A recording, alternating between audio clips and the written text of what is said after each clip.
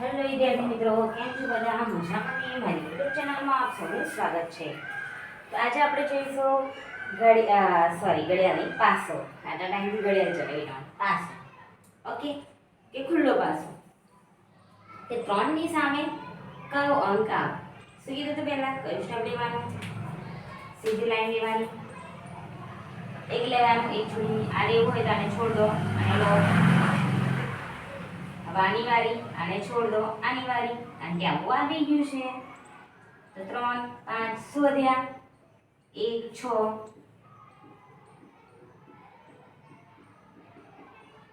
થઈ ગયું. દેખો સિમ્પલ. 3 ની સામે કયો આવે? 5 આવે. તો 3 ની સામે કયો અંક આવે? 5 આવે. સિમ્પલ છે. પહેલા સીધી લાઈન પસંદ કરો, જે લાંબી હોય.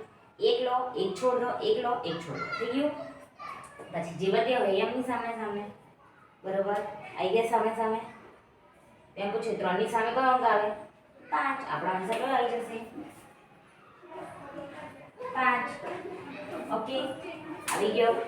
ઓકે વિદ્યાર્થી મિત્રો, જો તમને મારો વિડીયો ગમ્યો હોય તો લાઈક, શેર અને સબસ્ક્રાઇબ કરજો. મળીએ નેક્સ્ટ વિડીયોમાં. Bye bye.